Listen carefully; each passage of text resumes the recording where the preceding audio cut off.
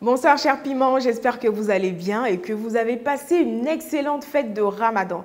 Bienvenue dans PP News pour suivre l'actualité ivoirienne. Une carte de recharge Orange sera dictée, alors restez concentrés. 7309. Dans les villes de l'intérieur du pays, certaines populations ne disposent pas de grands moyens de transport. À Béoumi, par exemple, où notre équipe de reporters s'est rendue ce jour, il nous a été notifié que les mototaxis sont le principal moyen, sinon le seul moyen de déplacement automobile pour les populations. Cela témoigne par conséquent du sous-développement du secteur du transport dans cette ville. 0982. Reportage. Béoumi là. C'est une petite ville située au centre de la Côte d'Ivoire, à une 60aine de kilomètres de Bouaké. Est-ce que vous savez qu'à Béoumi, il n'y a pas de taxi là-bas? Genre, il y a taxi, hein, mais non, c'est moto. Genre, c'est moto-taxi. Bon, on s'est dit que ça serait une bonne idée d'aller voir les jeunes là, pour aller discuter avec eux par rapport à ce qu'ils pensent de eux-mêmes leur ville. Bon, écoutez, gars des gens. C'est une ville qui a besoin d'infrastructures, qui a besoin d'aide. Parce que mine de rien, la ville est bien placée, mais malheureusement n'est pas assez développée comme il se doit. C'est vrai, on entend le nom Béoumi, mais quand tu y rentres, il y a beaucoup de choses qu'il faut changer.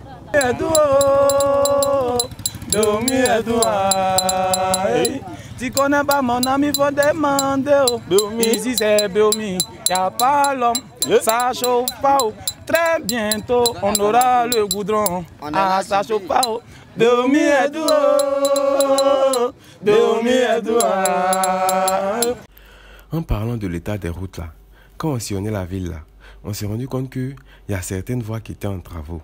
En tout cas, on espère que d'ici quelques mois, tous les travaux seront finis et que la ville sera bien zoo.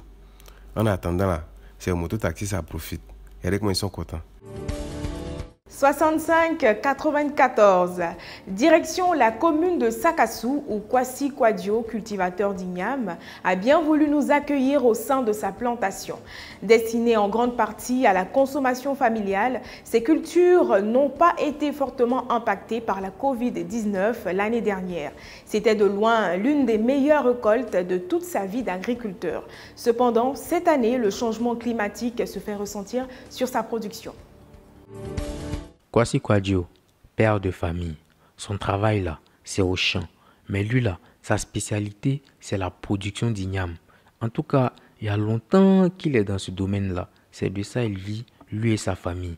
Comme aujourd'hui, nous sommes avec lui dans son champ, il va nous expliquer un peu son travail. En tout cas, écoutons-le. Je sens le cas. Quand est vieux, c'est beaucoup vieux. Beaucoup vieux, c'est tagba. La récolte de l'année passée, c'était l'une des meilleures récoltes de ma vie d'agriculteur. Malgré le Covid, la récolte de l'année passée, en tout cas, c'était vraiment bien. Personnellement, pour moi, je ne connais pas pour les autres, mais pour moi, c'est bien passé. On ne peut pas gâter le nom de Dieu. Et pour cette année, ça annonce comme l'une des pires. Parce que cette année, il n'y a pas du tout plus. Cette année, ça ne commence pas bien du tout.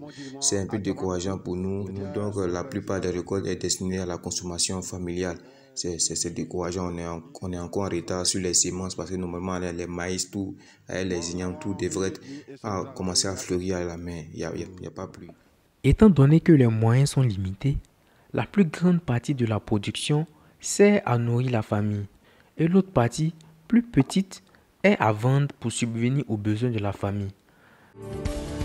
S'adapter et savoir saisir les opportunités, telle est la force des commerçants et commerçantes à succès.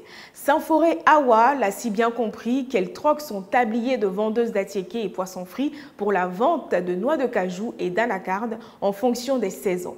Comme plusieurs femmes de sa génération, elle se rend non loin du château d'eau de la ville de Dabakala de 9h à 17h pour faire le tri des noix de cajou. 40. Dabakala, 80 km de Kachula. Voici la mère Sanforé Awa, mère de 2 enfants. En temps normal, là, c'est une vendeuse à tickets poisson. Mais Joe, quand Tandanakad arrive là, elle troque les têtes de poisson contre la noix de cajou. Tous les jours, de 9h à 17h. Même en réalité que ces braves dames qui sont assises à côté d'elle. Écoutons-la. Normalement, moi-même là, je suis une vendeuse d'Attiqué. Mais quand la saison d'Anacad arrive là, je viens ici venir trier Anacad. On me paye 2000 francs par jour. C'est tout le jour de 9h à 16h. Ce n'est pas quand même une mauvaise somme quand on compare la souffrance de la vente d'Attiqué à celle-ci. Vous savez, à Dabakala, ici, là, les gens n'ont pas trop de moyens. Donc là, si tu dis tu vas vendre et puis tu ne fais pas de crédit là, vraiment, c'est difficile. Toi-même, tu vas manger ta nourriture. Donc c'est pourquoi il vient me défendre ici. 16h. En tout cas, force à vous les mamans. Vous contribuez fortement à l'économie du pays. Même si le peuple de Moïse vous fait vu là, nous à Pépé Soupe là, on répond toujours aux eaux. Surtout que cette année là, c'était pas trop ça là. Mais là, nous on peut rien vous laisser tomber. Ce qui est sûr, on en reparlera dans une autre édition. Merci de votre fidélité, cher Piment. Ainsi se referme le chapitre de ce soir. À demain pour un nouveau numéro de PP News.